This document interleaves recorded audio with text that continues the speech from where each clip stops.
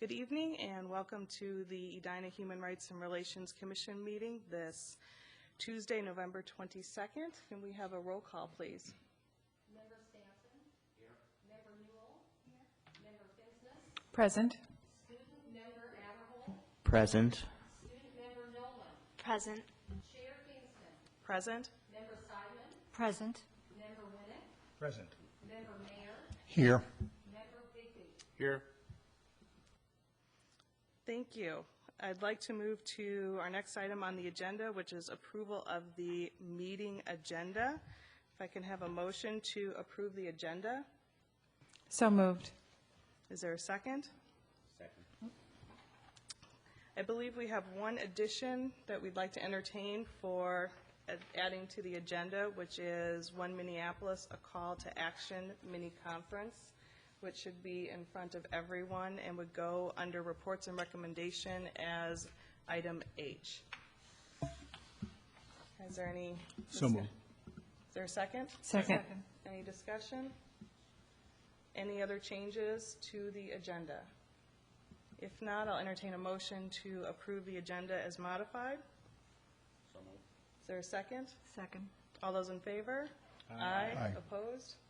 Thank you. Next item, adoption of the consent agenda, approval of the meeting minutes from the October 25th meeting. Is there a motion to approve the consent agenda? Is there a second? Second. Any discussion? All those in favor signify by saying aye. Aye. Aye. Any opposed? Great, thank you. We'll now move to community comment. If we have any community members that would like to get up and speak, this would be the time to do so. Not seeing any community members, we'll move on to the next item of agenda, and I would like to turn that over to Member Stanton to discuss the census data update. Madam Chair, members of the Commission, earlier this year I had raised the issue that the new census data was, the detailed data was coming out, and that I thought we should be seeking RPC monies to analyze the data to see what it might tell us in terms of informing us about our future planning and maybe the city as a whole. And what had piqued my interest was the fact that there was a New York Times interactive database that came out that allowed people to go down to the census tract level, basically the neighborhood level, looking at census data on income and ethnic and racial makeup, et cetera. And as I looked at that, I was really taken by a couple of things, that how rapidly Edina is beginning to change. And there were a couple of facts. First of all, we're becoming a community that's much more economically divided. There was two census tracts. The first was the census tract, which is basically the far southeastern corner of the city, basically Southdale over to the Richfield border down to the south border of Edina. That census tract, the average income, or the median household income, was only $38,726, and it had fallen 7% from a decade before. And meanwhile, the census tract that we're in right now, which is basically Highway 100 over to France, 54th on the south and 44th Street on the north, that census data, the average income, or the median income, was $178,036, and it had risen 21% in the last decade. So we're becoming much more divided, and we're also becoming, which should be of interest to this commission, much more diverse. The census tract, which is basically Lake Cornelia South, whites are now 68% of that census tract, and 27% of that census tract were foreign-born. So we're not the same kind of community that we were 10 years ago. We're changing fast. And so I thought it would be good to analyze that. And as I began working on this project, I became aware, mainly because of Member Winnick, made me aware that Amber Cameron from the Edina Resource Center was already doing a project like this. And rather than duplicate her efforts, I'd like to find out what they are doing so that we don't reinvent the wheel. And at about the same time, I also became aware that Daryl Capoletti of the Hennepin County South Services Collaborative had done considerable census analysis work for the cities of Richfield, Bloomington, and Eden Prairie. And I would like to take a look at, have us take a look at what work he has done, and maybe it's something that we want to replicate or coordinate with in some way. So I invited them both to come here tonight and present what they've come across so far and answer questions, and from there we can see where we want to go with this project. So at this time, I think I would like to introduce Amber Cameron, from the new manager of the Edina Resource Center. For having me tonight. It's kind of unusual to be in this situation. I was on the Eden Prairie equivalency of this organization in high school, and it wasn't quite this formal or fancy with all this technology in 2000. So this is a little unusual for me, but this is good. So I just started as the manager of the Edina Resource Center, taking Val Burke's position about 3 months ago. So I'm fresh into this. And something that Val and I had talked about when I started was looking at the Census 2010 data and seeing how Edina has changed and how the ERC's resources might be redistributed or reused in order to meet the growing changes and needs of the Edina community. So this report was actually developed initially for the Edina Community Council, which Commissioner Winnick serves on. And we kind of looked at the data, and it's also been presented to the Community Education Services Board at their October meeting. So quite a few groups have seen this information.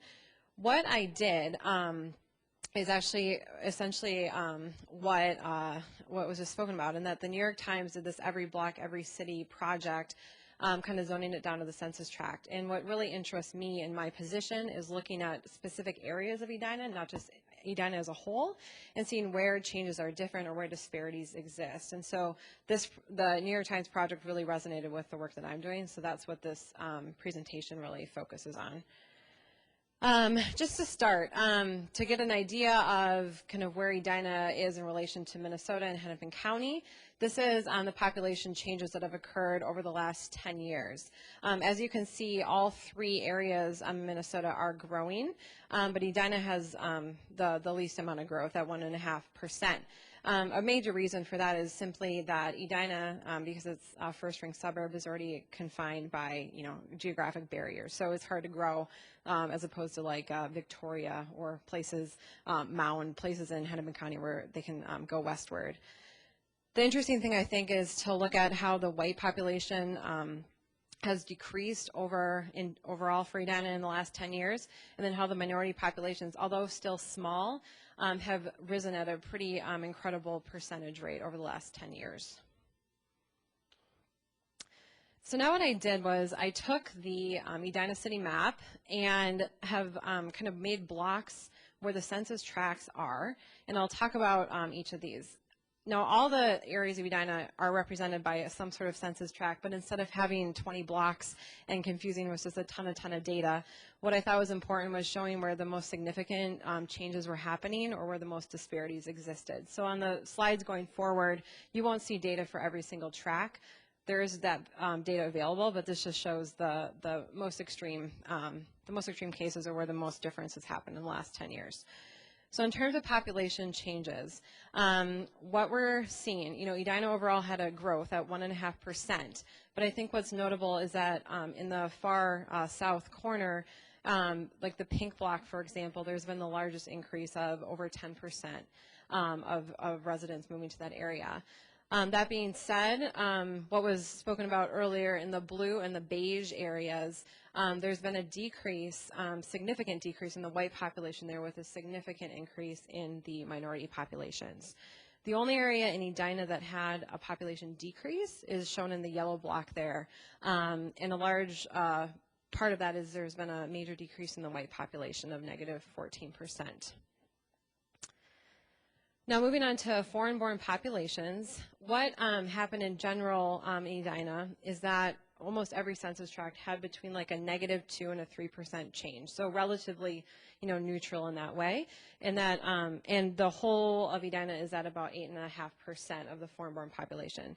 What I thought was of particular interest is that south area of Edina, especially the blue area where there's quite a large foreign-born population with 27% and a 12% change from just 10 years ago. Median household income. This is where we're seeing a lot of the disparity that was mentioned earlier. You can see in the north side of Edina where we're currently sitting in, the median household income is quite high, $122,000 to $178,000.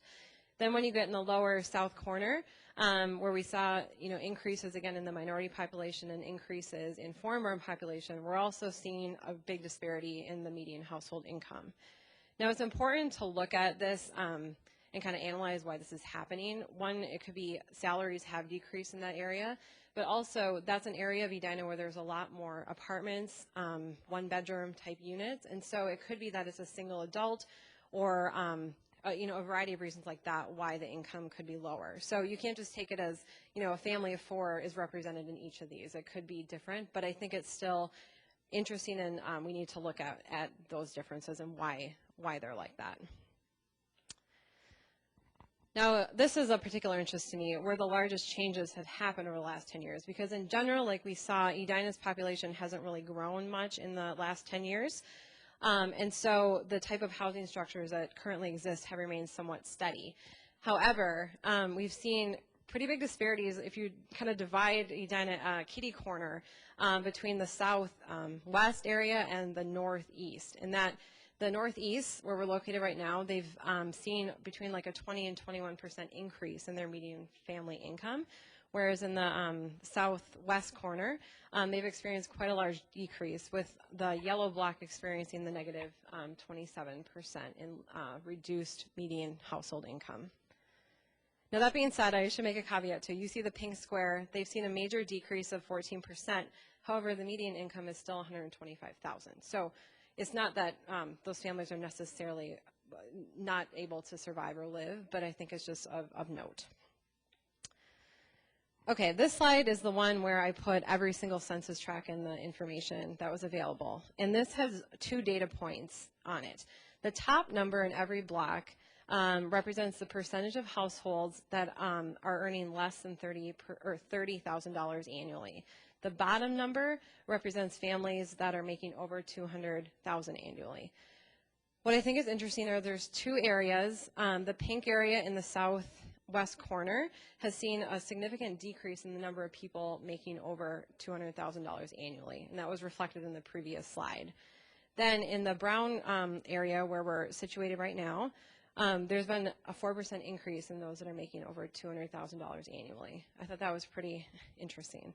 Now, this slide I like to show all the data points, because what you'll see and kind of what we saw in previous slides is that kind of in that north area that we've been talking about, the lower numbers are typically on top. Like in the brown area, for example, you see only 6% of families are making less than $30,000 a year, and 42% are making over $200,000. Now you flip it down and go to the far southeast corner, the numbers have almost reversed, in that there's 39% of households making less than $30,000, while there's only 4% of families making over $200,000. So you're really seeing here where the differences are in Edina.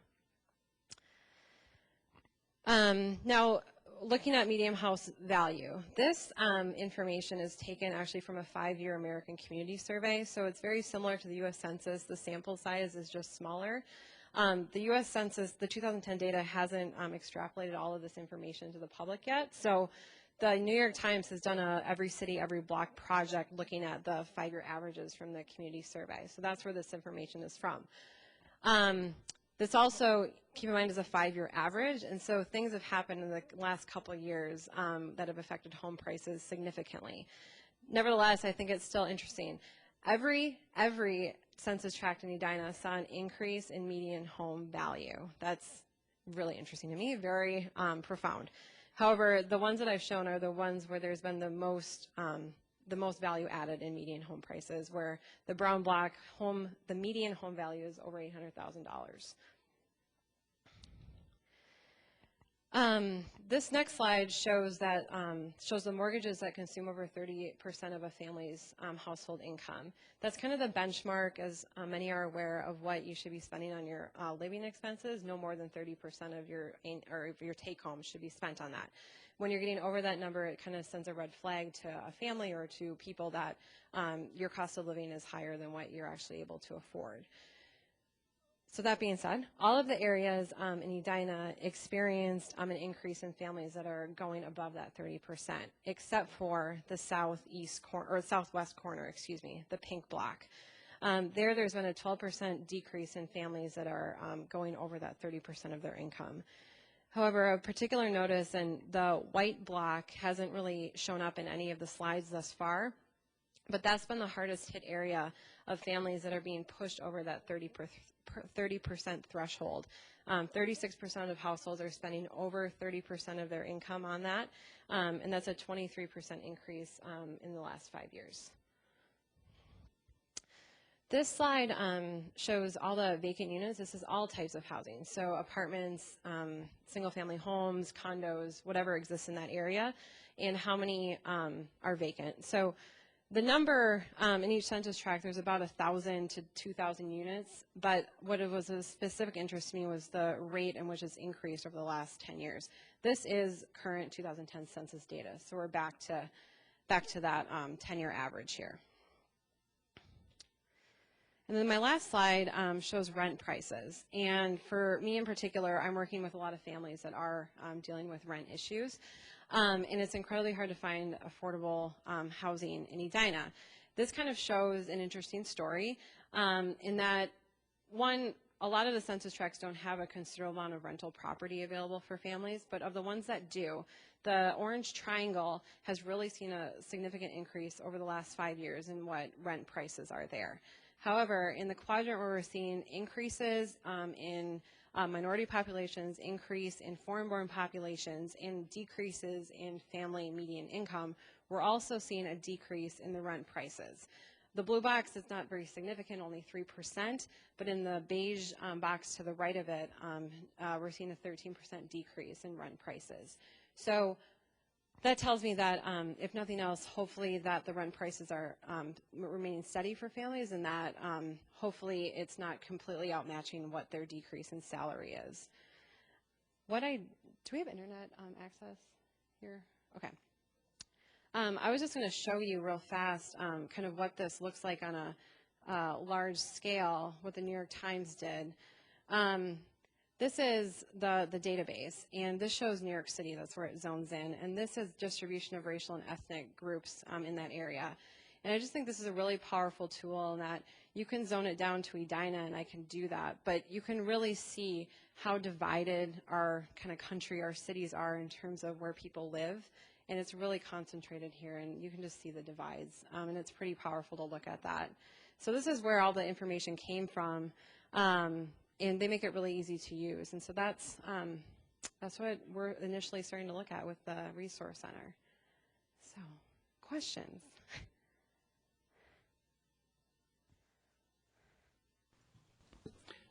Yes, one question that I had, since you've kind of dug through this a bit, what do you think the implications are of the data in terms of city services, what this commission should be looking at for the next decade?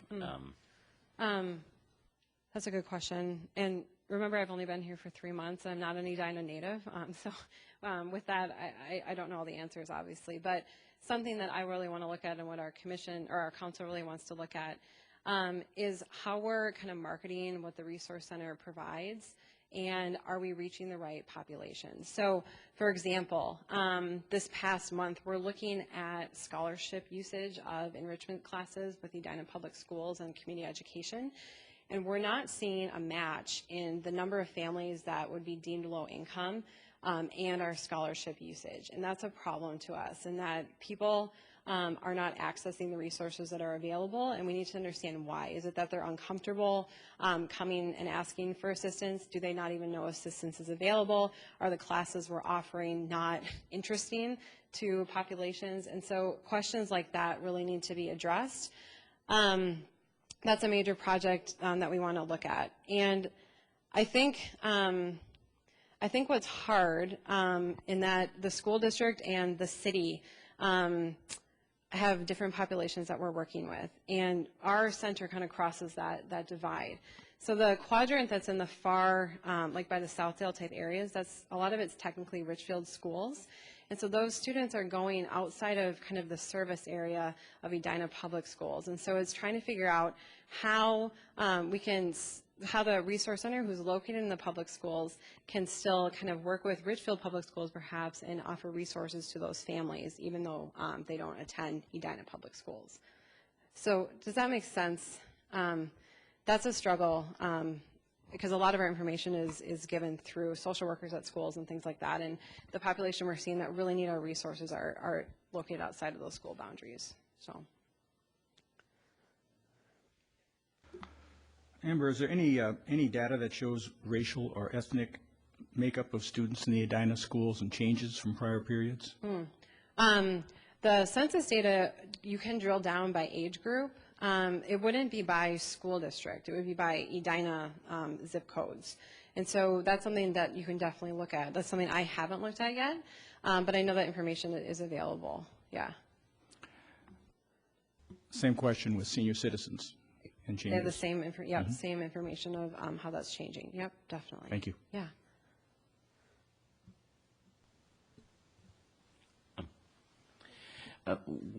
Something that I noticed in the Sunday Tribune, I think it was Lori Sturdivant had an article about generation divide that I found kind of fascinating, and that is that senior citizens have been the people 65 and above have seen the greatest increase in household wealth over the last decade, and quite a large increase. And families under 35 have seen a very large decrease.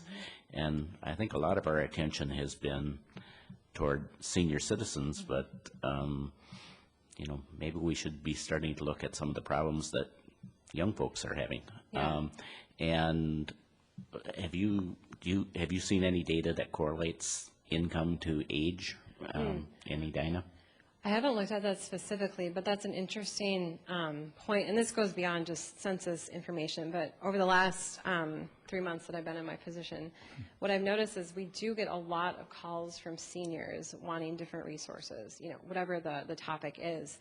And I'm not getting, we record all of our data and who's calling and what information they need and what age bracket they're in.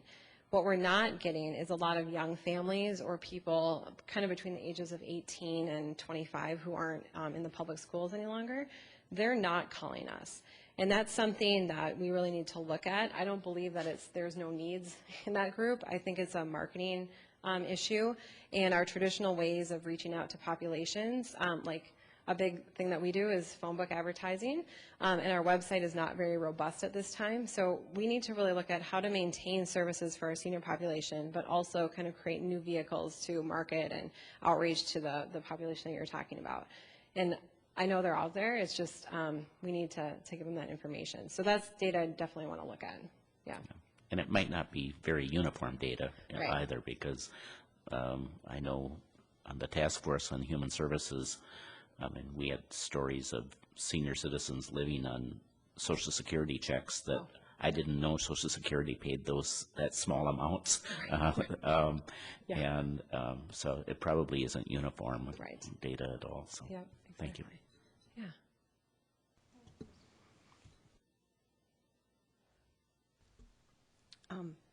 Thanks, Amber. This was excellent. Good, My thanks. question has to do with similar, but does anyone track the percentage of public servants who live in the city 10 years ago versus now? Teachers, interesting. firefighters, police. Is that something that's, I wouldn't expect a census to track that Right. because that's more fluid, but when you talk about when you showed the slides on homes and values and that, Yeah. especially that white rectangle, which happens to be my rectangle. Okay, yeah. And I know there are a lot of,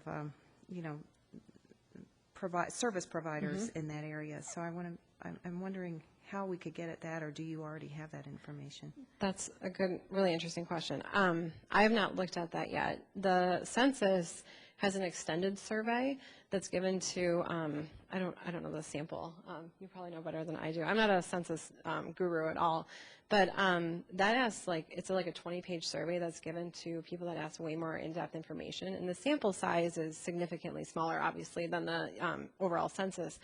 That data is still yet to come in and be made available to the public, but that would ask questions like occupation and where people are living and those types of things. So we could look back at the 2000 census data to definitely get that information, I would think. And then I'm not sure if the city of Edina keeps any of that type of information. Like the public schools might have records of where teachers, at least the public school employees, live. And then I'm not sure if the city has same for firefighters, police officers, things like that. Yeah. Thank you for coming in. Can you go back to the slide that actually had the minority population growths and where they were? This one? Yes, so I'm a little concerned that we've got this one quadrant that seems to be pretty heavy in terms of where we have minorities and foreign-born coming in. And I'm just kind of curious, what can we do to try and make sure that if we have this open, inclusive community, that we aren't sort of creating this area where this is where, if you're coming into Edina, this is where you're living. Yep. That it appears that there's not other areas where they're coming into as much. So are there things that, from an Edina resource perspective, you're looking at, how do I get in there, as opposed to just advertising things that can be done or things that we can look at to try and sort of bring that inclusive togetherness within the community around? That's a great question. A couple things related to that. I mean, one, we know people are moving there. One, because that's generally where the most affordable housing in Edina is located. There's many more apartment buildings there. Also, like for the Asian population, for example, a large number of those are Indian families who are coming here from India, and often it's one of the either the mother or the father is getting a position at like Best Buy or an organization to stay for like 2 or 3 years, and so they're renting, and that's why they're ending up in that area. That being said, when you know a friend or a family or somehow that's somewhat connected to you, you want to kind of move in that area and stay connected to that community. And so that's how migration trends kind of work, and people move where their others are and move where their peers are. So I think that's kind of a phenomenon of what's happening there in a way. Something that we've just done about, let's see, it was like a week and a half ago now, the whole Do Town effort that's happening with the 3 cities of Bloomington, Richfield, and Edina. The Blue Cross Blue Shield Foundation approached Edina Community Education and asked that we apply for a $20,000 one-year grant to outreach to low-income communities in Edina to kind of improve community connections, and as like a subset, focus on healthy living in those areas. So I actually ended up writing the grant, and what we're going to do actually is focus on that blue area. It's where a lot of like the park lawn apartments are located, and bring a lot of our services to those communities, because we know one of the biggest issues is there's a transportation barrier. A lot of these families only have one car. One of the parents are at work with the car, and then there's no access for the rest of the family to access programs. So what we're talking about doing is bringing adult enrichment classes, student enrichment classes, and then actually the Edina Resource Center having office hours once a week somewhere in those apartment buildings, so that if people have questions, they know either myself or someone associated with the center will be sitting there and just be accessible, and we can work as a satellite during those times. So that's something that we were approached by the foundation, and so we're pretty confident we'll get the funds, but we're still waiting for the final, yes from that. And so that's a project that we're going to start on come January if we get the funding from the foundation. So that will be a huge way to do some outreach that we haven't been able to do because of funding in the past. So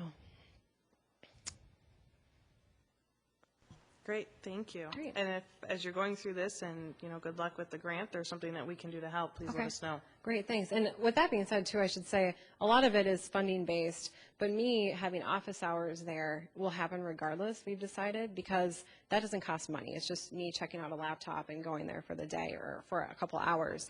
And that's completely doable with or without the foundation money. So that's a project we definitely want to start. So, yeah. Yes, Member Winnick. As the Commission's designee to the Edina Community Council, and recognizing that I perhaps know Amber a bit better than most of you, I'd just like to let all of you know that this is a person who's been on the job for 3 months, and she has just really immersed herself in it, and I think you've seen tonight that it shows. So thank you. Well, thank you. And something we've talked about in one last thing in our commission meeting is this can be intimidating data for some residents of Edina, and change isn't always the most easy thing to understand. And something that in my first meeting we talked about was people are moving to Edina for the same reasons that people have always wanted to come here. It's a strong community with good schools, high civic participation, great opportunities, good park systems. The list goes on and on and on. And that's why people are moving here. So regardless of what color skin you have or what income bracket you have, you still are coming here for the same values, and kind of communicating that message to residents of why Edina is not really changing in terms of values. It's just changing in how we might look. So, yeah. Great. Thanks. Member Stanton. Daryl, do you want to introduce yourself and explain your organization just a little bit? Go ahead.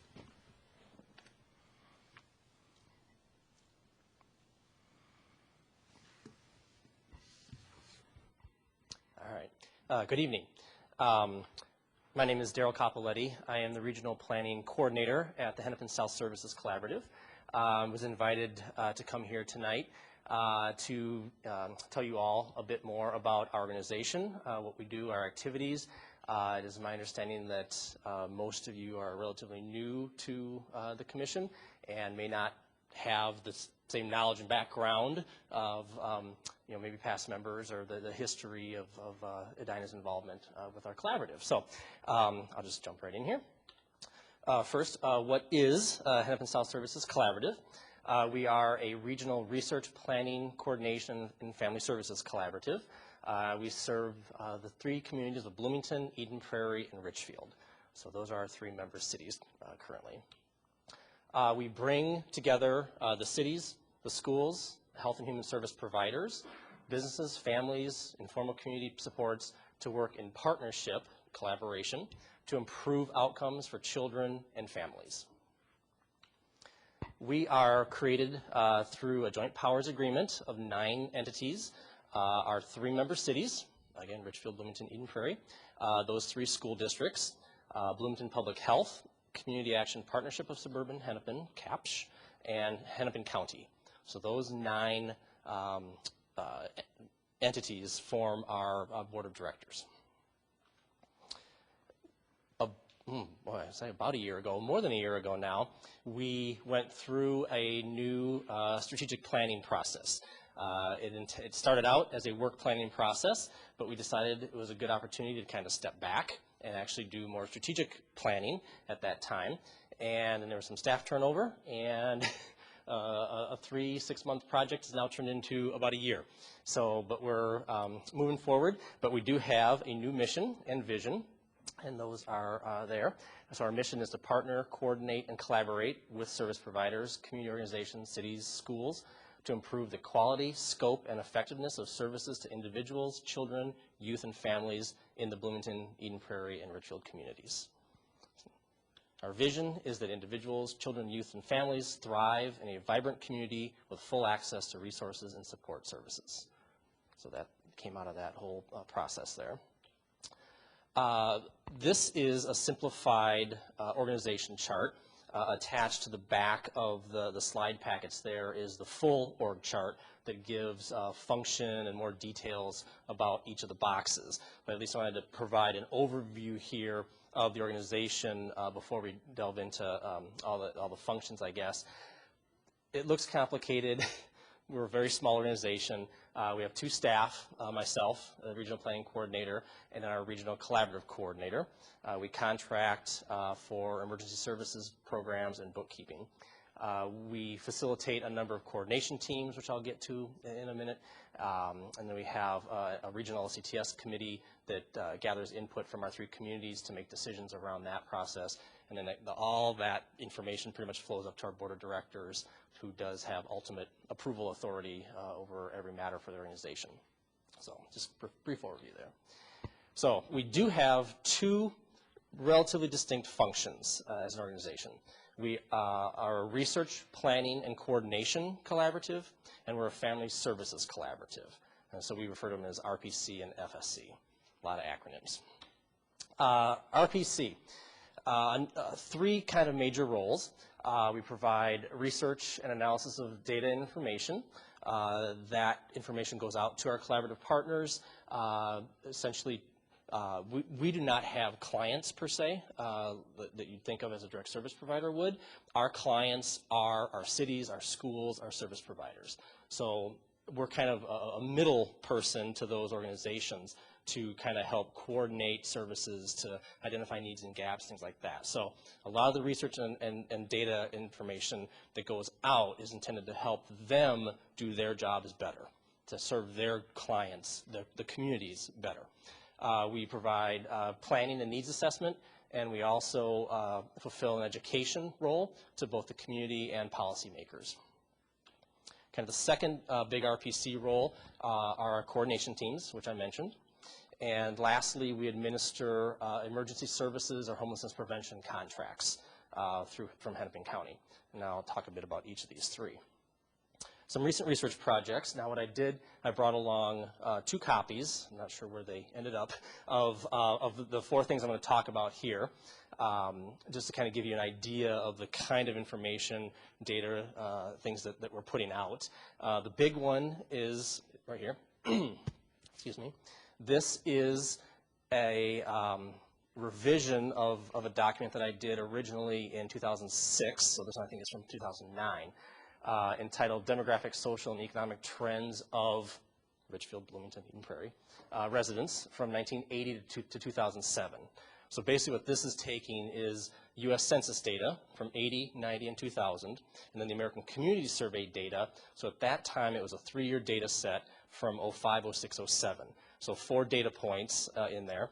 A ton of information. I mean, this is basically me going through the census stuff and finding anything and everything I thought would be of interest to our providers, to our cities, schools, whatever.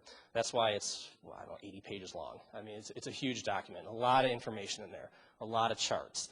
But what I try to do also is not just provide a chart for visual, but I try to break down a little bit of analysis in a little paragraph or so, kind of explaining the importance or significance of the data in the chart.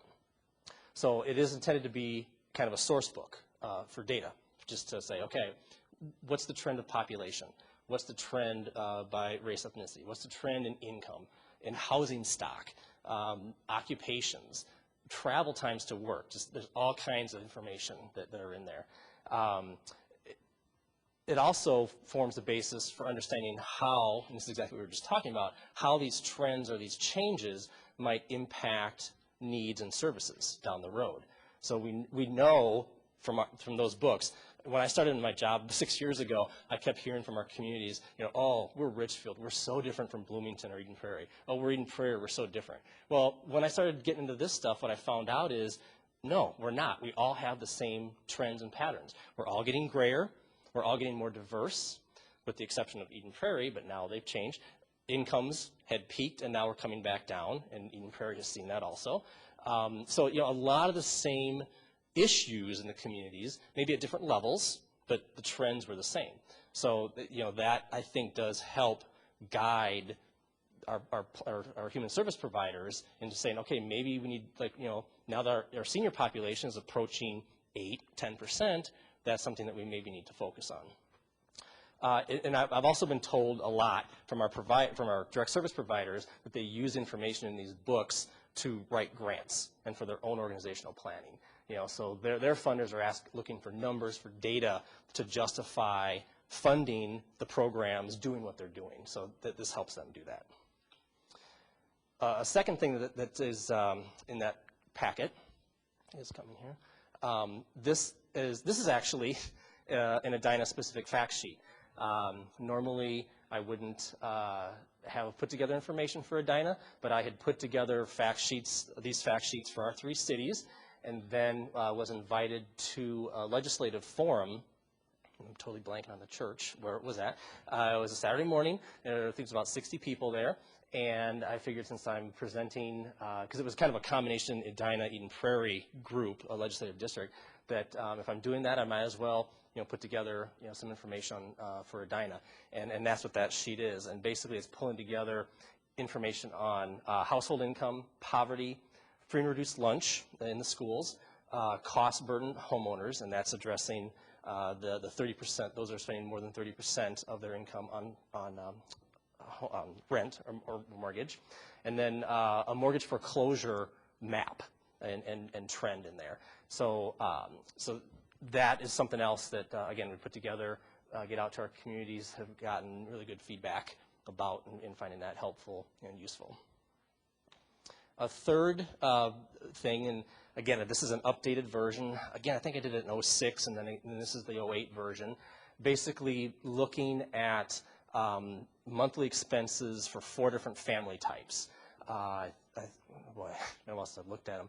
I think it's like a single parent with 1 child, a single parent with 2 children, married couple with 2, and a married couple with 3, I think, are the 4 family types. But basically, the Jobs Now Coalition has a great interactive tool on their website where you can pick a county, you can pick the state, but you can specify the family type. You can specify if it's 1 parent or if it's 2 parents, how many are working, how many hours, and basically what it gives you is a nice, concise breakdown of 7 areas where that household is going to be spending their money. And then it gives you a bottom line as to what that household needs to earn to cover those reasonable expenses. And I think it's something that is almost shocking to most people when they look at the numbers on there. Because, again, it's been a while since I've looked at it, but I think the single parent with 1 child needed to earn, close to about $20 an hour to cover reasonable household expenses. And then what I do is later in there I compare that to a table that shows typical kind of jobs in our communities and what those earn. And there's a huge disparity there. So folks are making $10, $12, $14 an hour, and this Jobs Now data is showing that they really need to be making $20 an hour to meet reasonable expenses. So something has to give there. So that's what that one was. And then lastly, I mentioned in the previous fact sheet some data about foreclosures. Basically, I've been tracking foreclosure stuff in Hennepin County going back to, I think, January of 2006. So the Hennepin County Sheriff's Office puts on their website all the foreclosure auctions, mortgage foreclosure auctions that they complete. And so every month after the month is closed, I go on there and I pull off from the site all the auctions for that previous month, clean the data, geocode it so I can map it. And so I have monthly data going back to early 2006. Somewhere, I think in late 07 or early 08, I was working with the Northwest Hennepin Human Services Council, which is kind of our equivalent for the Northwest, except they're not the Family Services Collaborative, they're just the Research Planning and Coordination Collaborative for up there. But we thought that what we needed to do was to trend this data for the suburban communities and collaborate on a research report. So that's what the product was there, the Shattered Dreams report. But I do continue to track those monthly mortgage foreclosure auctions, and it was a pretty steady rise into 08, then it dropped off a little bit, and then it kind of went back up, and now maybe it seemed to coming back down a little bit again. But we're definitely not seeing a drop off like we saw a rise from 06 to 08 in foreclosures. So that's kind of all a sampling of the research and data analysis stuff. Again, coming out of this work planning, I put together a research planning and evaluation coordination team, and we're starting to brainstorm some ideas going forward, and we're thinking big here. Given the current economic state and knowing the rates of unemployment, at some point, we're hoping, the economy picks back up, and these folks are going to need new jobs. We know that they're probably not going to get a job in the industry from which they lost their job. So there's going to be significant occupational training or retraining for this group of unemployed. So how are we going to tackle that? What's the best way to accomplish that? Barriers to successfully creating or building affordable housing.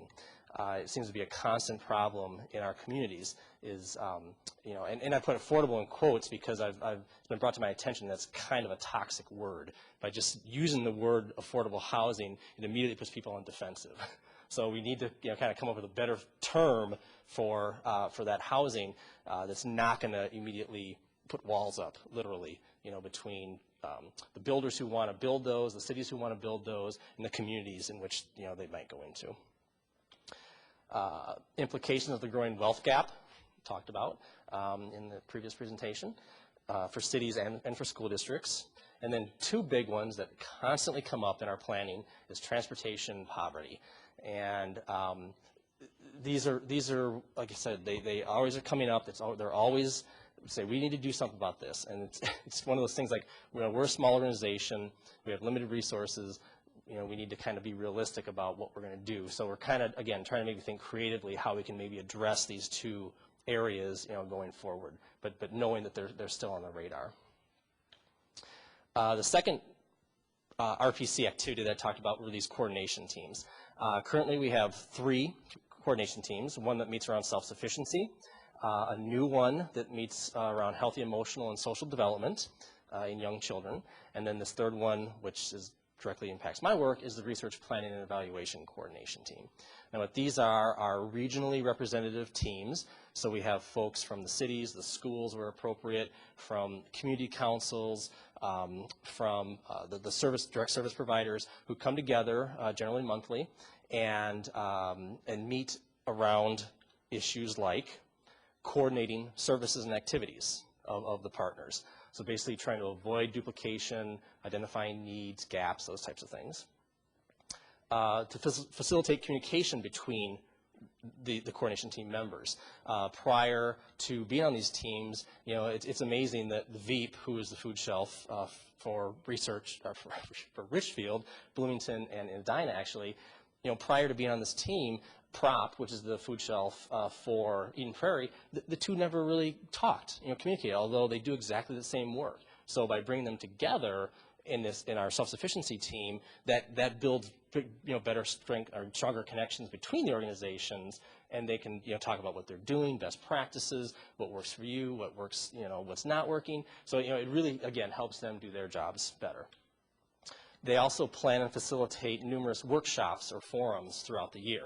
Now they identify what the topics for these are going to be, plan them, get speakers, and then we provide continuing education hours through the Minnesota Board of Social Work for folks attending them, because mainly the providers have social work credentialed, licensed staff. So these workshops help them maintain those credentials. And lastly, they produce and distribute a lot of resource guides, again, on topics or issues that they identify as being helpful. We put out transportation guides, we put out mental health, chemical health resources. We just had our Navigating the Waters workshop, which is our 9th annual workshop on this. And this is about Hennepin County services exclusively. So we opened this one up beyond our 3-member cities and actually invite folks from all over the county to come to this and learn about changes at Hennepin County and how that might impact their work. This year we had 105 people attend that one. So it keeps getting bigger every year, very well attended, very well reviewed. And then after that we put together a book based on the information presented there, and then all the rest of the Hennepin County services updating eligibility requirements, contact phone numbers, departments, and whatever needs to change gets updated and that gets put out. And again, that's a 30-some page book right there. And lastly, I mentioned, and by no means least, we administer contracts for Hennepin County around emergency services and homelessness prevention. And in this area, we actually are serving Edina because these contracts run through VEAP and PROP, the two service providers, and since VEAP serves Edina, we cover the 4 cities, and the Northwest Collaborative, which I mentioned, kind of covers, I think, virtually everybody else in the county. Interestingly, if you think, oh boy, that's an uneven divide, monetarily, it's about a 2/3, 1/3. So if you think about the 4 cities of South Hennepin, and we get about a 1/3 of the money that all the suburban area gets, I think that's pretty significant. And again, I think a lot of it has to do with density of population, because the Northwest serves a lot of the rural areas where there's not as much demand. But they also serve Brooklyn Park and Center. So those two communities probably draw the majority of the resources there. These contracts, or these funds, these programs, are intended to address a short-term and resolvable financial crisis. So somebody loses a job, they need repairs on their car, they're moving apartments, they need a security deposit, first month's rent, that kind of stuff. But it's resolvable in that once they get through that month, or maybe that 2, they're going to be back stable again. So the idea is to keep these individuals and families stable in their homes. There's also some funding that provides transportation for job seeking and retaining employment. So that's all kind of the purpose there. We have 3 contracts this year with Hennepin County, ESP, FHPAP, HPRP, lots of acronyms. Combined, those are over $250,000. And those are pass-through dollars. Those are not anything that we retain. We do get administrative money to administer the contracts, but those are direct dollars that go through VEAP and PROP to individuals and families in these 4 communities to keep them stable in their homes. So $250,000 this year. So I talked about RPC. Now we also have the FSC, the Family Service Collaborative. The main function here is to administer the local collaborative time study grants, LCTS. They also help target and coordinate the services that those grants are funding, and somewhat engaging the coordination teams to identify those needs and gaps and help inform that award process. The general purpose of LCTS grants is to address health, developmental, educational, and family-related needs of children and youth in our communities. And they use outcome-based indicators to measure progress towards achieving those goals. So it's very outcome-oriented. This year, we granted out slightly more than $316,000 to 24 programs that serve our 3 communities. Next year, we're going to be granting out almost $566,000. So a pretty significant increase to 23 programs. The difference there is, without getting too technical, 2 of the quarters that make up that $566,000, the earnings basically doubled the previous year's earnings. And that's because of the way that Hennepin County has changed how we earn the money. And then secondly, that 2011 amount included the final year of a 3-year payback amount that the state basically passed down to all the collaboratives to have to pay back because they had miscalculated the earning numbers. So they had overpaid us, flowed downhill, we had to pay it back. But luckily they let us do it over 3 years, so it was still about $138,000 each year for 3 years. So that took a chunk out of that. But so now that's done, we've got better earnings, so we've got really good amount of money that's going to be going out to programs. And lastly, I just want to put my contact information there. And then, like I said, we have a second staff person, Rachel Hefty, who is basically she facilitates our coordination teams, and she administers the LCTS grants. So that's kind of the 2 functions that she serves. I am basically the director of the organization, and then the research and planning data person there. So that kind of goes back to the org chart again to show that. So I think that's all that I've got. Thank you very much. Member Stanton? 2 questions. First is, if we wanted to get a study done similar to the one you passed out here for other communities that does detailed analysis of census data and trends, et cetera. What sort of cost would if you did something like that for Edina, what would the cost be? And the second, which would be very related, is how much does it duplicate what Edina Resource Center does? Well, it's been since 2009 that I've kind of gotten into updating those books.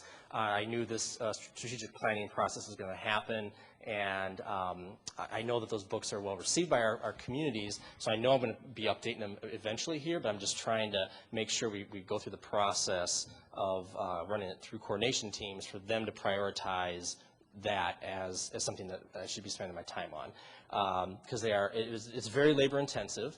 The first time I did those 3 books, I mean, granted, I wasn't working on it full time, and I was somewhat new in the position, but it literally took me about 9 months from when I started collecting the data to putting it into a spreadsheet, creating the charts, and then writing up the report and putting the charts in and describing it all. When I updated it, it didn't quite take that long, because basically what I was just adding in was the American Community Survey information, but the kind of tricky thing there was that the American Community Survey, let me back up, the old census, 80, 90, 2000 census, was done in 2 parts. There was the first part, which is called the short form, and there's the second part called the long form. Every household got the short form, and that's the basic 10 questions that you're probably familiar with. How many people in the household, what are their ages, relationships, that kind of information. Then on average, 1 in 7 households gets the long form, and that's where all the other interesting information is. What kind of job do you have? How much do you earn? How long is your commute? What's your level of education? What do you rent? Do you own? Actually, the rent and own is in the first part. How much do you pay for mortgage or for rent? So all that really rich information is part of the long form. The problem with that was that the census is only done every 10 years. Those are really big chunks of time to not have any information between. So what the U.S. Census Bureau did was they started creating this American Community Survey to be done annually.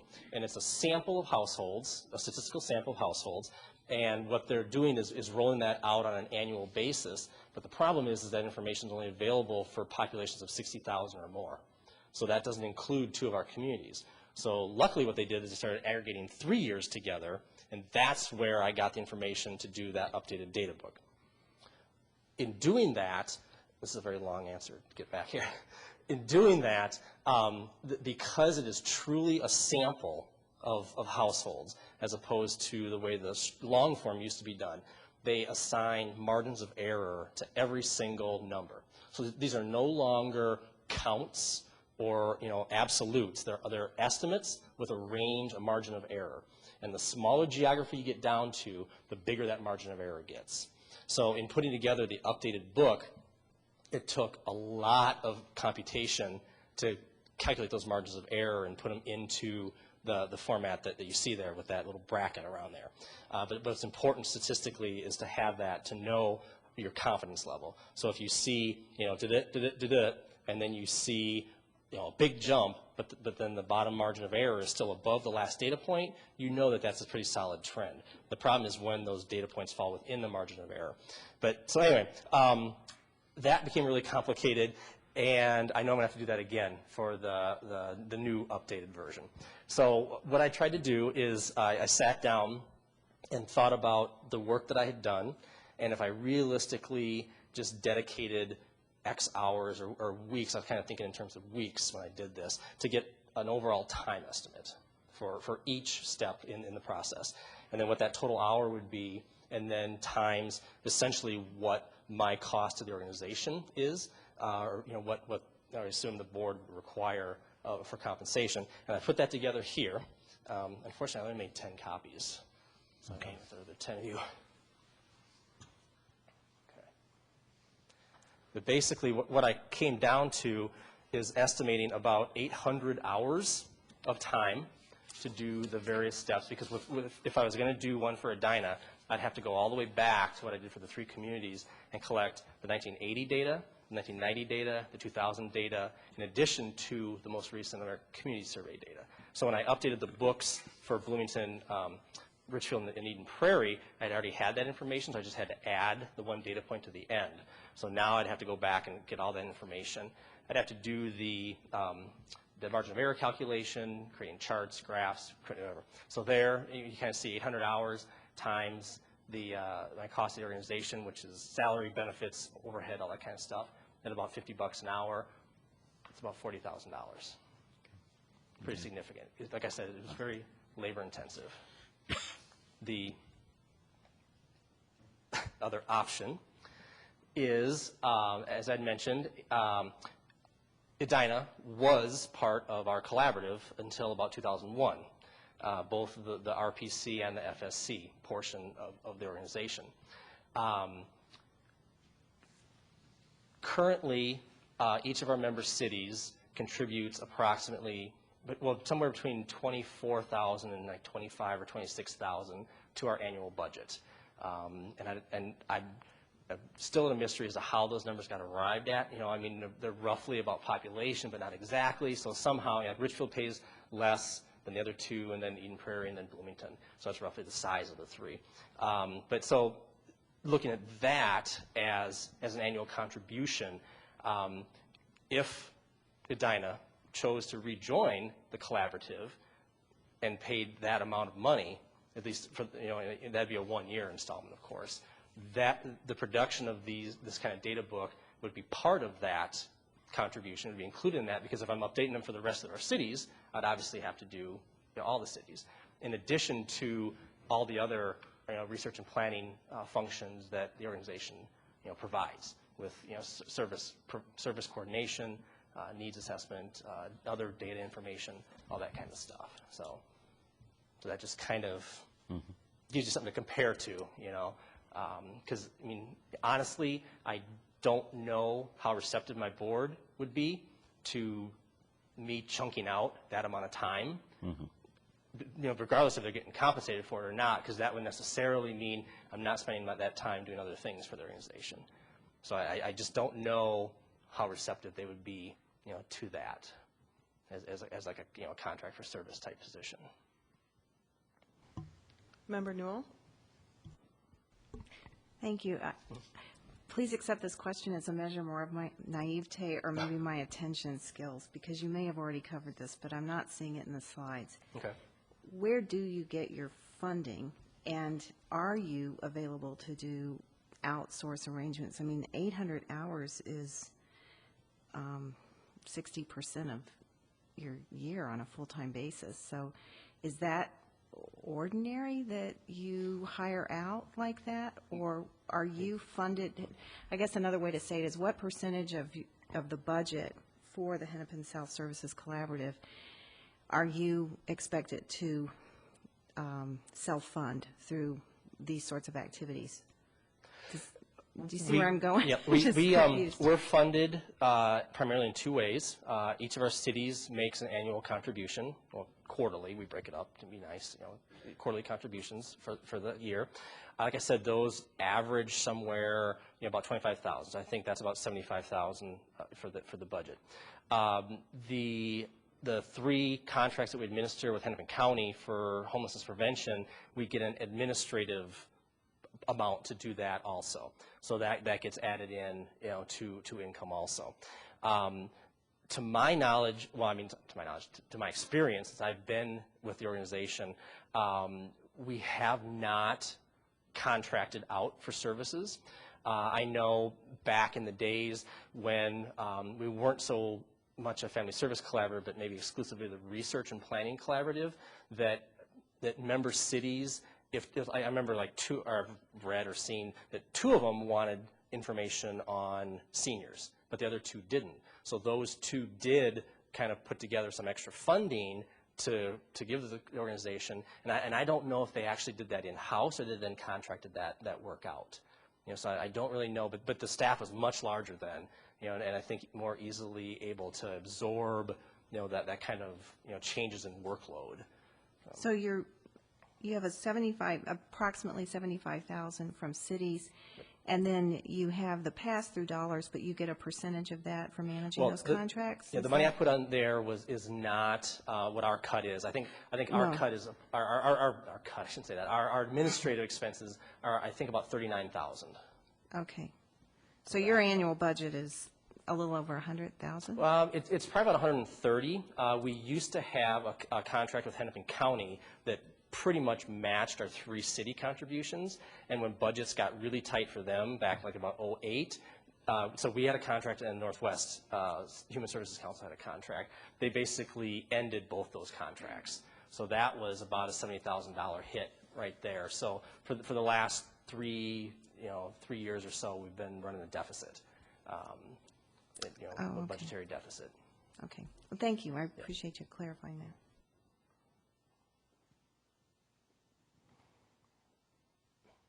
Are there any other questions, Member Stanton?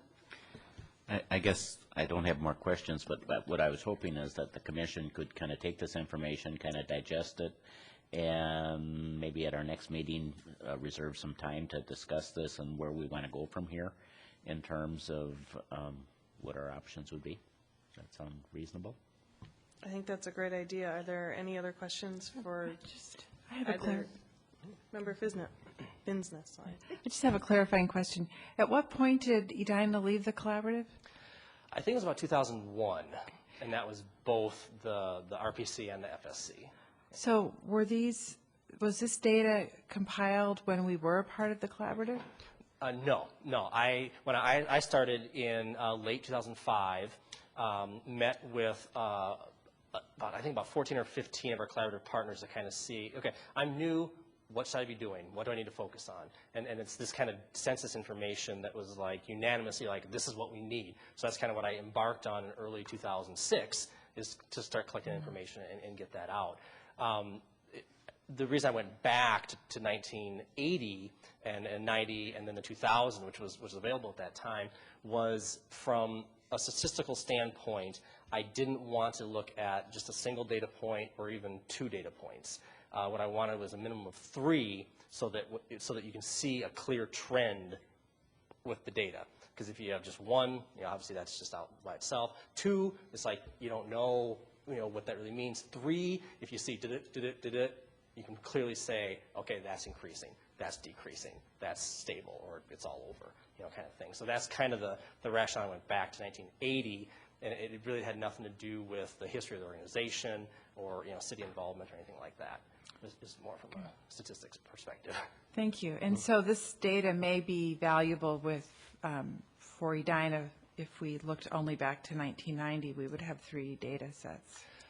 The 90 and 2000 data sets are online on the Census Bureau's website. The 1980 data, I had to go down to the University of Minnesota Library and pull the books off the shelf and photocopy the pages that were relevant and take them back and enter that into spreadsheets.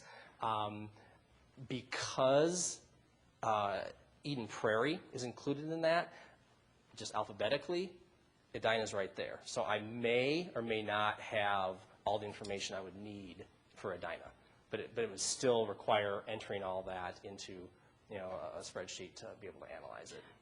Right. Just to clarify, I'm wondering if we even need to include 1980. Oh, sure. Because we have 3 data points with 90, 2000, and 2010.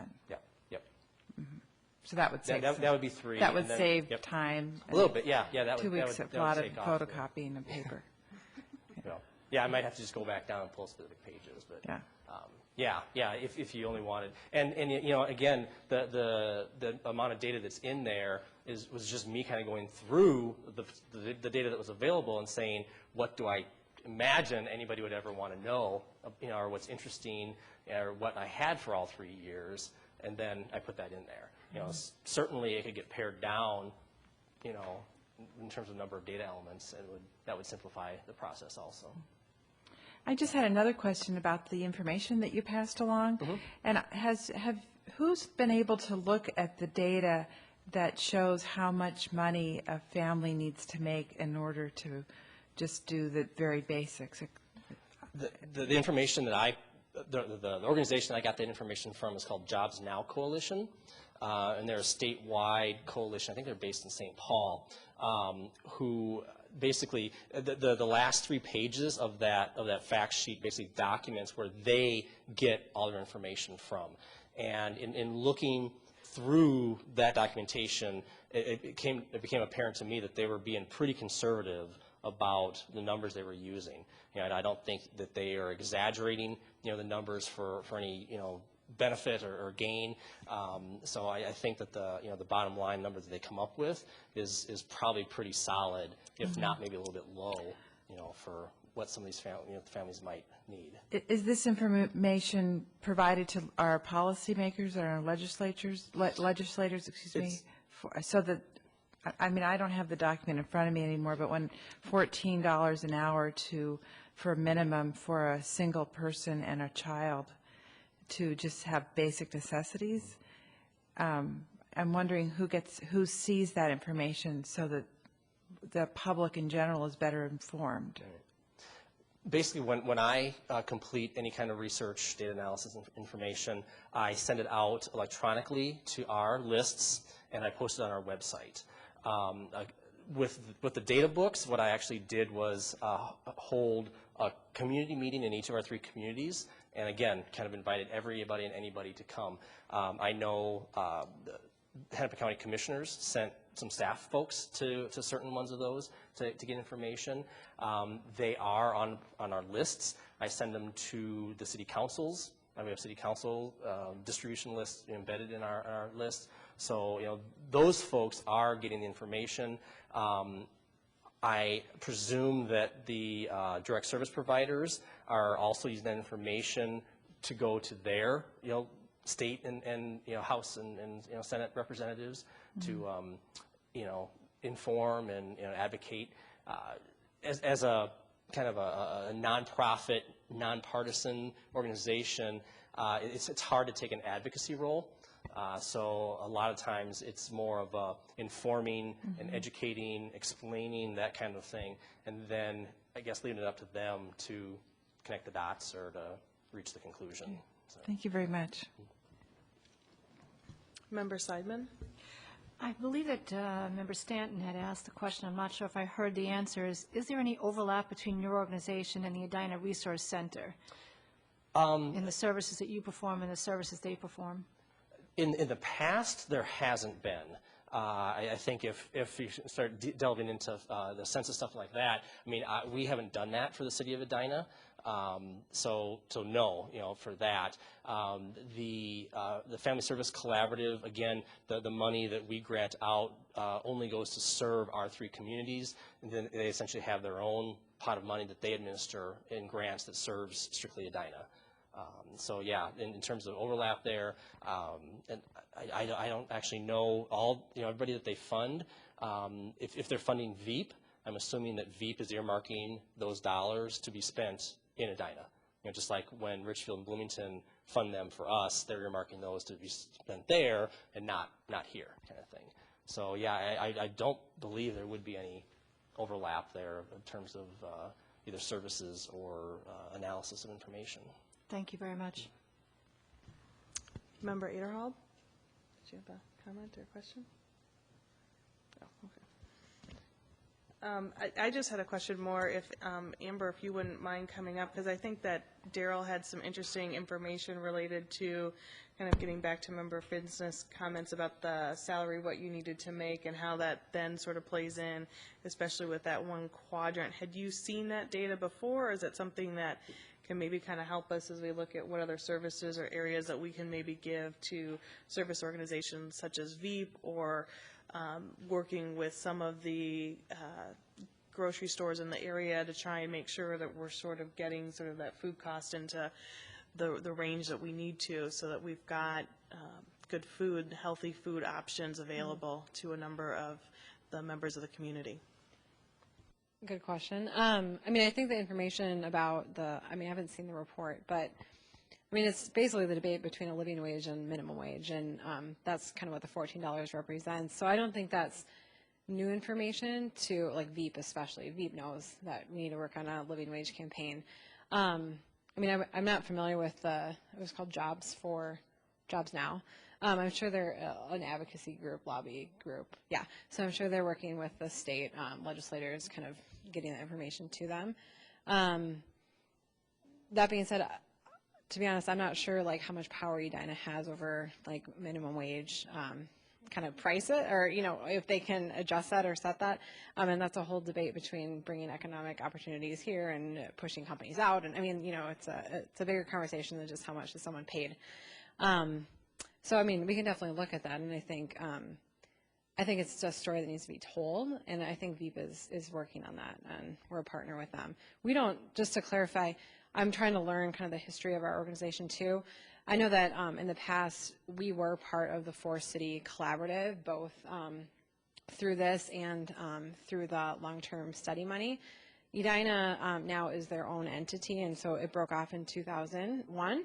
And so we have our own long-term study collaborative money that is kind of divided between the social workers in the school and then the Edina Resource Center. So that's where the money comes from, the public school side of things.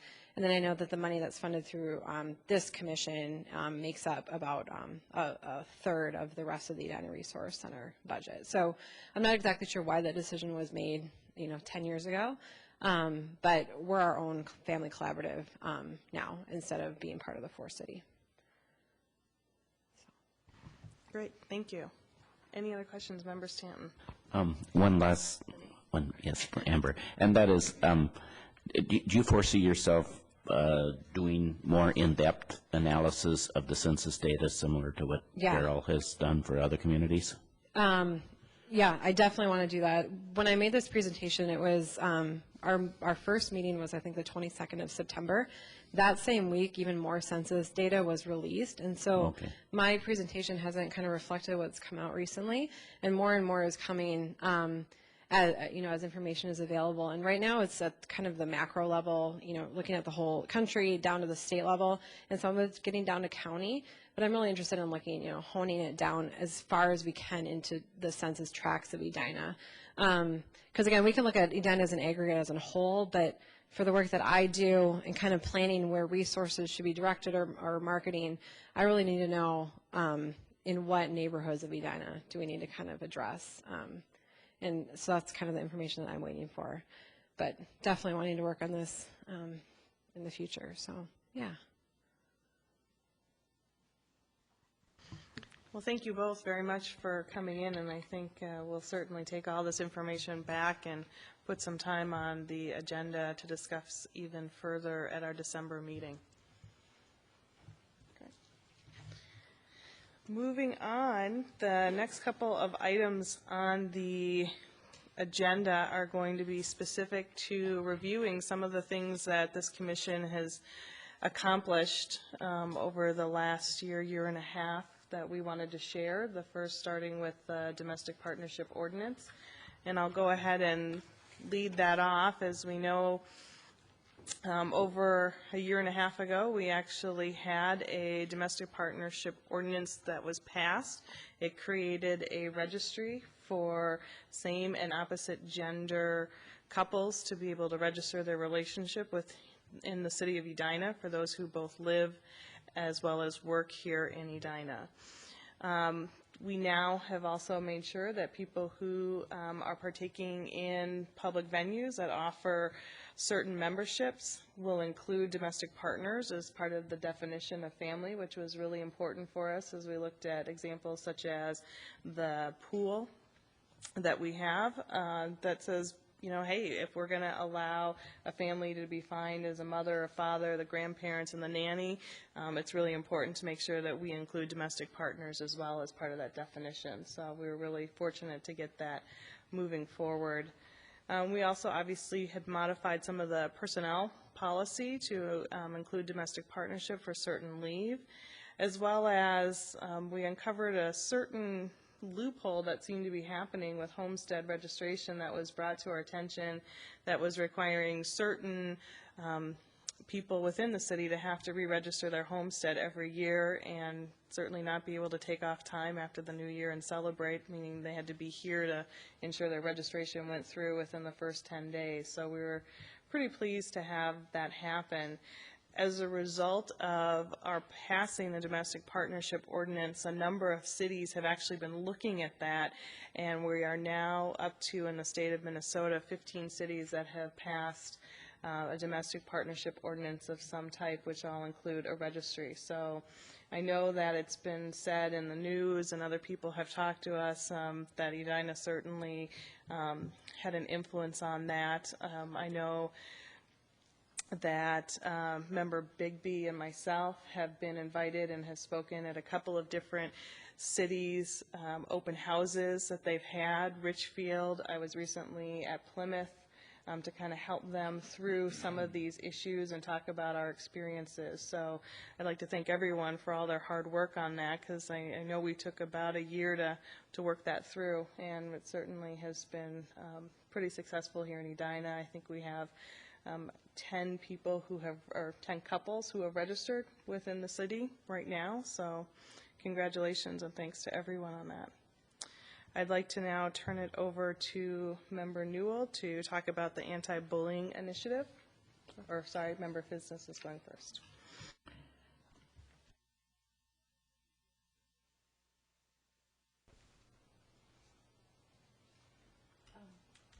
The initiative that we focused on in 2011 was to raise awareness within our community and for bullying.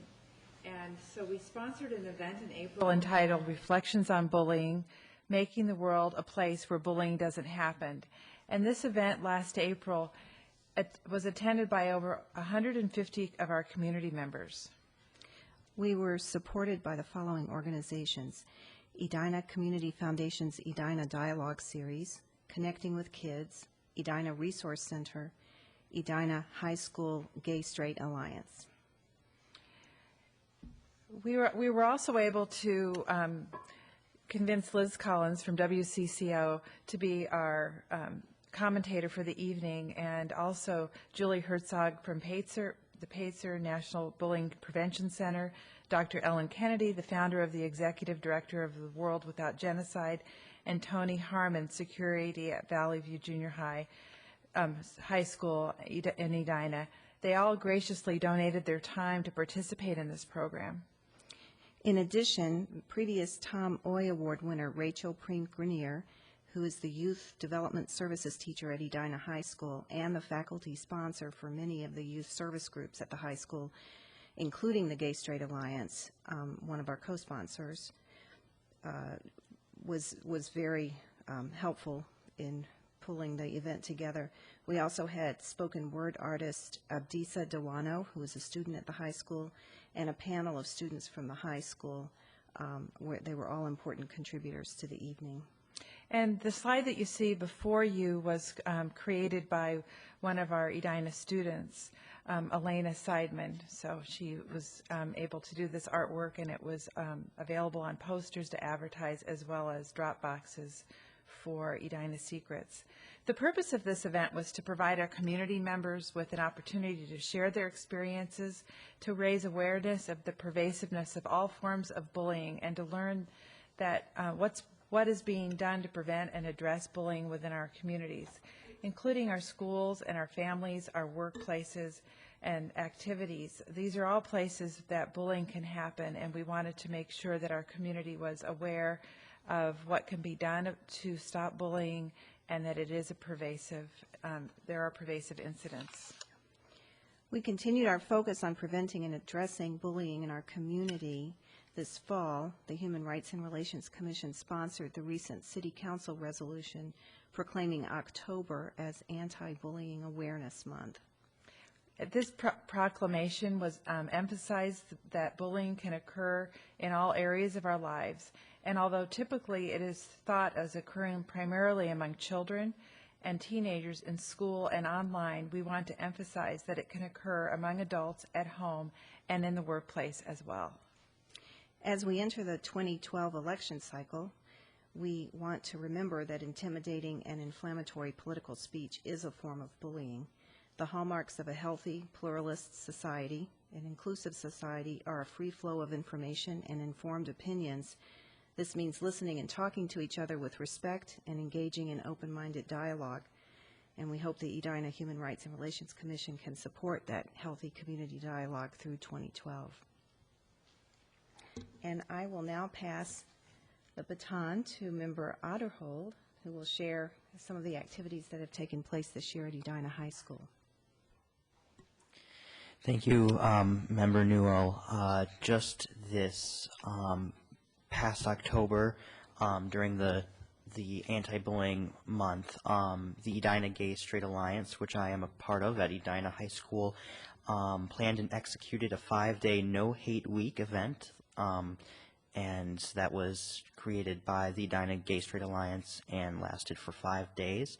4 of those days were petition signing in support of State Senator Scott Dipple's Safe Schools for All legislation, and we were able to receive about 1 out of 3 high school students' signatures on that petition, a little bit less, and with a school that is nearly 2,000 high school students, that is a fairly significant number. Along with that, we had different public service announcements, bulletins that were posted around the school, specifically making sure that people were aware about gay, lesbian, bisexual, transgender awareness and discrimination, which can face different minority groups, racial or with different disabilities. And we were able to make this all happen with partnership of the Dare to Be Real team at Edina, Edina Special Services, the Edina Multicultural Club, and the Edina High School Administration. So we were grateful for all of that help.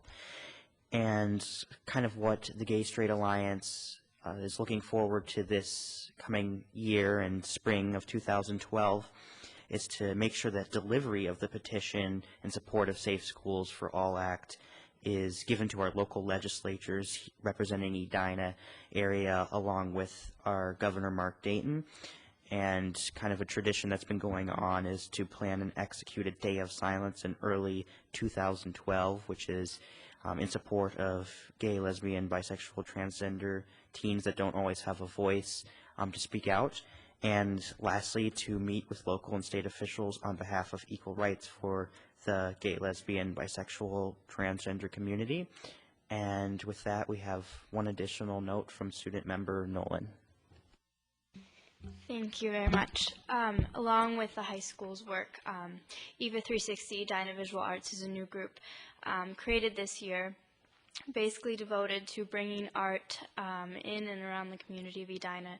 That's local campus and, around here at the City Hall as well. And so one of our projects we just kind of finished was the anti-bullying in October, and we had a display basically devoted to the Gay Straight Alliance and members, distributing images or other works of art that students found inspiring with this movement. So that was a new thing that we did this year, and it was extremely successful. So thank you very much. And I'll pass that on to Member Seidman.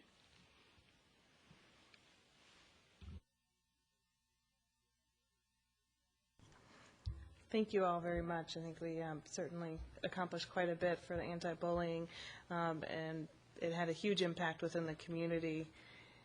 And it's really great to see what's happening also within the high school and things we're looking forward to within 2012. Member Seidman. Thank you.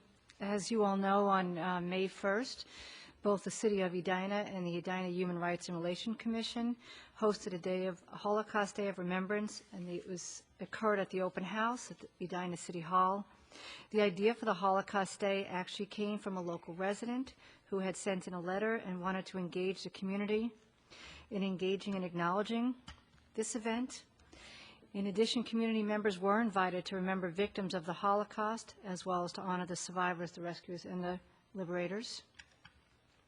We also had a lot of literature that was there at the Holocaust event. We had literature also from the Holocaust that had occurred also in Greece at that time. During the event, Mayor Hovland presented a document adopted by the Edina City Council, recognizing that day as a day of remembrance. We did have a Holocaust survivor that I believe Commissioner Cashmore had invited to come to the event, and he did speak about his experiences during the Holocaust. As a result of the Holocaust, approximately 11 million people were killed, of which 6 million were Jews. We did also have people from World Without Genocide. They had a table there also describing the events that were occurring around the world. Now, this year we did have Mayor Hovland sign the proclamation. It was only good at this time for 2011. Next year we are hoping to put a proclamation in front of Mayor Hovland in the city of Edina, so that Edina should recognize us on a yearly event. And that was 2011. Again, we're hoping to put it in front for 2012. Again, the photographs for this event were taken also by Ilana Sokol. She's a photographer, and she's at the Edina High School. Thank you. I will now pass this over to Commissioner Winnick. Thank you, Member Seidman. And we will now hear from Member Winnick to talk about the biased hate crime response plan. The City of Edina has had a biased hate crime response and prevention plan for anywhere between 7 and 14 years, as near as we can tell. My understanding is that this was not in response to a problem of hate crime in Edina, and currently there is no hate crime problem existing in Edina. Nevertheless, it was deemed prudent by the Mayor and City Council to establish a procedure for a timely response to victims by the community as to these crimes. And it's done by offering support, raising awareness of the issues, and suggesting specific actions that may be taken. There's also an establishment and an update of a community network that can be consulted and activated if needed, known as a community resource network. The community resource network is made up of the Edina Police Department, City Manager, the Mayor and City Council, this commission as represented by its chair, if needed, the victim's clergy, if needed, the Edina School District, and the League of Minnesota Human Rights Commissions, the Edina Chamber, and the State Department of Human Rights. A bias or hate offense is a crime that was committed because the victim is a member of a protected class under Minnesota law.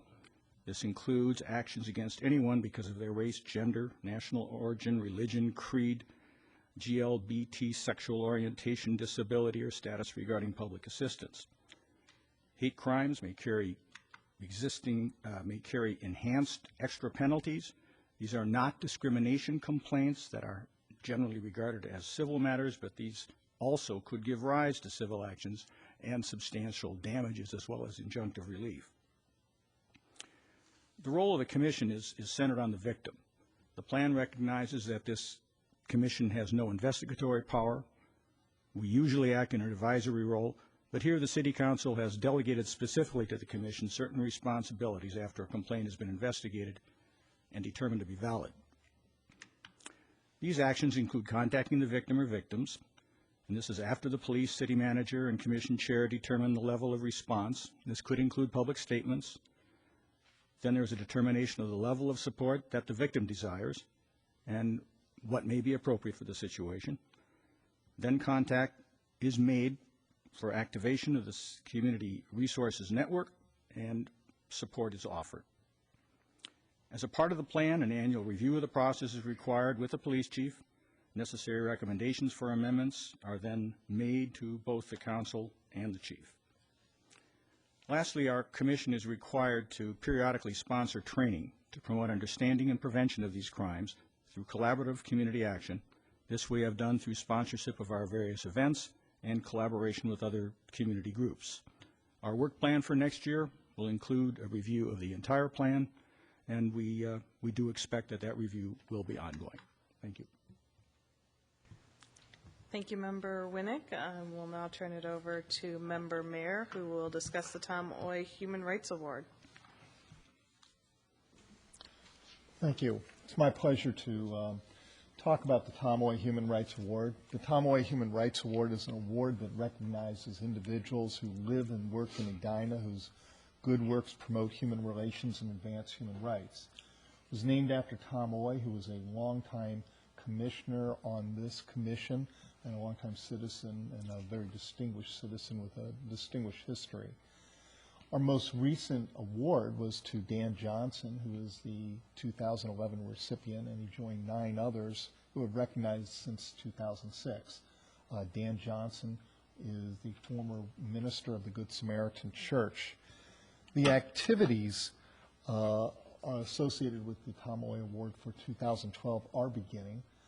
It will begin with a number of different articles and publications, an article in the next edition of About Town, a planned guest column in the Edina Sun Current, and several other publications that we're hoping to increase the number of nominations. The communications will enhance the good works of what the recipients in the past, as well as to look at the nominations for the future. It is our plan to focus in February on the actual election or selection of the Tom Oy winner for 2012, and they will be recognized at the city event in April. We're pretty confident that it's going to continue to be a strong award that will recognize the work of citizens in Edina or people that work in Edina. Thank you. Thank you, Member Mayor, and we are now back to Member Seidman to discuss event planning process. Thank you very much.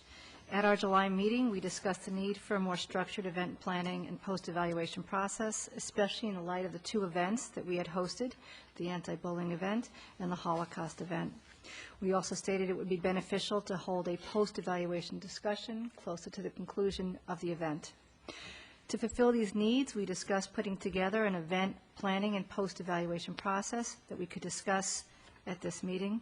I know we've all seen these forms. There are 3 forms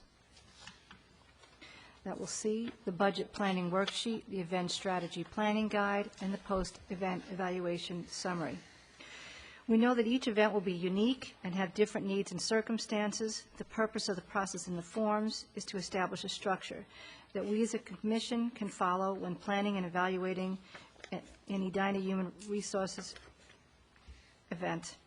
As we'll see, the post-evaluation is part of the event strategy planning guide. Again, I know we've all seen this. Are there any other additional comments to these forms that we might be able to use in the future? If there aren't any, tonight's our opportunity to approve this. Do we have a motion to approve the? I move to approve. I think it looks great. Thank you. Thank you very much. Is that a motion? Second? Second. Any other comments? Jan, thank you very much for working on this. This will really be a great planning tool and help us with evaluation, and I think it's really great. Thank you so much. Thank you very much. And now I'm passing this over to. Hold on, we need to vote. Oops, Sorry. sorry. It's just a minor technicality. So, any other comments? If not, all those in favor of adopting this event planning process for the Human Rights and Relations Commission going forward, please signify by saying aye. Aye. Opposed? Great. Thank you very much, Member Seidman, for all of your hard work. And I believe Member Mayor also worked on that. Member Bigby, I'll turn this over to you for the addition that we added to the agenda tonight. Thank you very much, Chair Kingston and other commission members.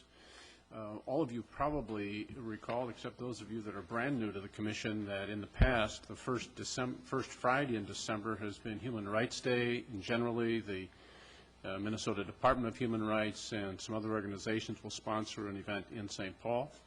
The Department of Human Rights has had its budget severely cut, and so they are not able to host that event. I just learned this past weekend that the city of Minneapolis is pulling together a celebration. I circulated that among commission members. Commissioner Newell and I have just talked about being there to staff a display table at the event and have the Edina Commission have a presence. I think, as Chair Kingston said earlier, our activities, especially in the Domestic Partnership Ordinance, was an inspiration to a lot of the other human rights commissions around the state.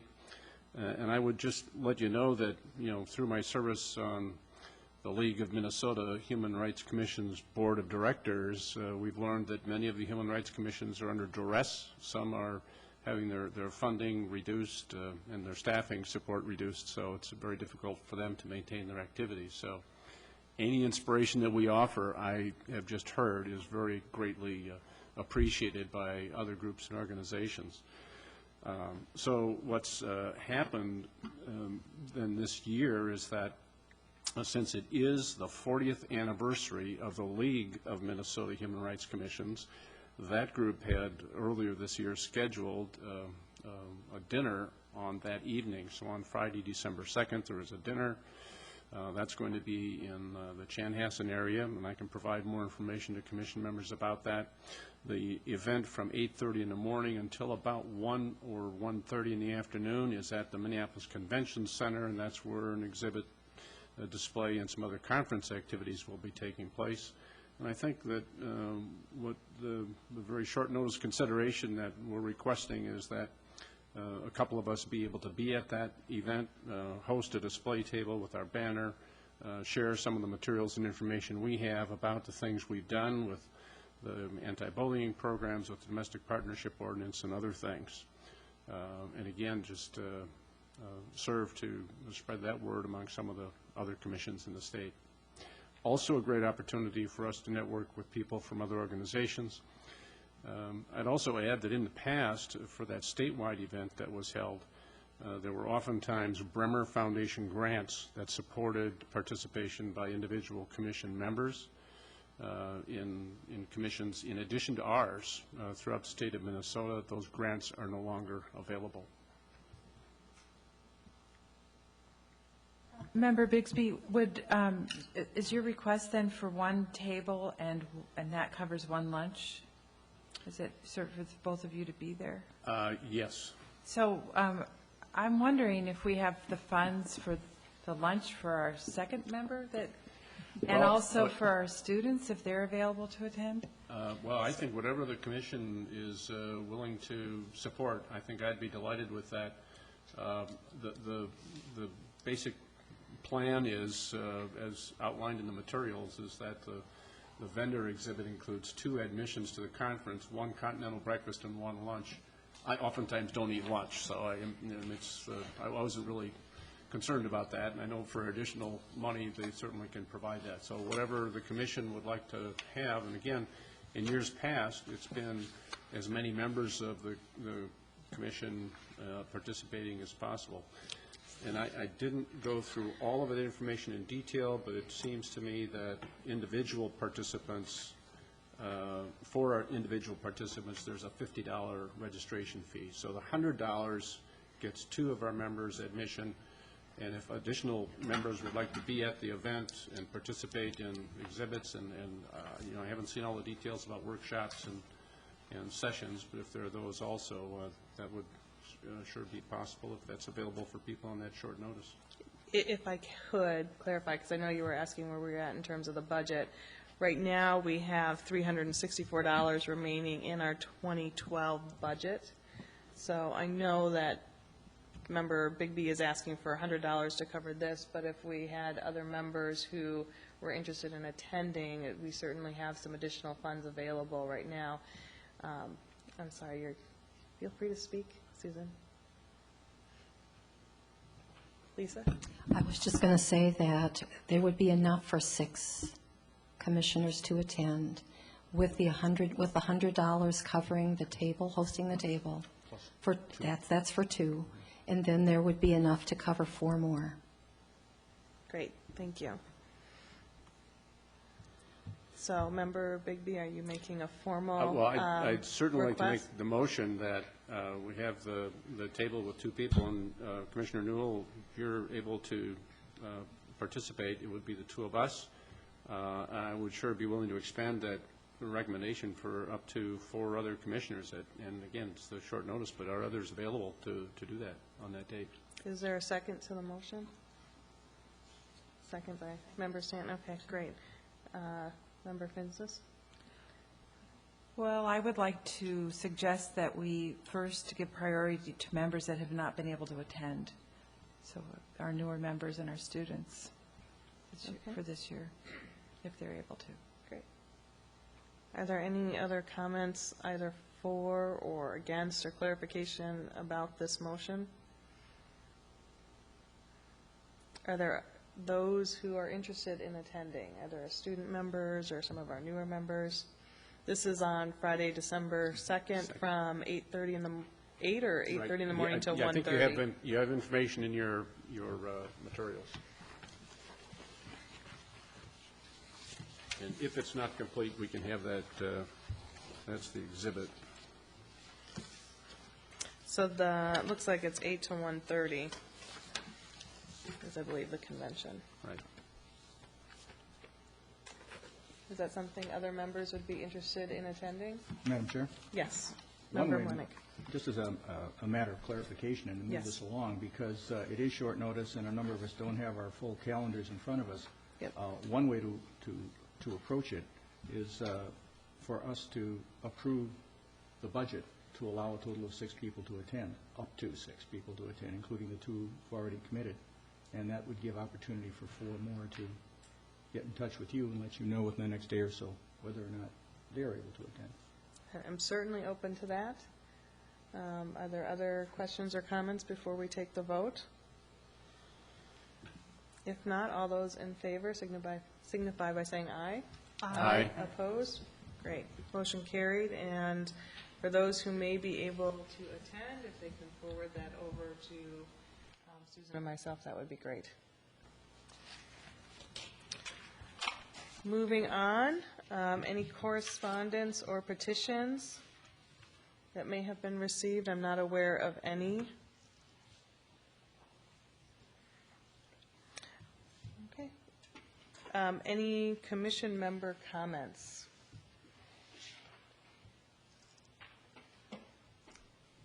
Member Newell? Get well soon, Member Cashmore. Thank you. Any other comments? I did receive an email from former member Idell Longman about a Hanukkah display that will be at one of the Edina libraries. We'll get the information on that out to everyone. It'll be in display for a couple of weeks. I know I'll have some stuff in display, and I know they're looking for other donations as well for that. Are there any staff comments?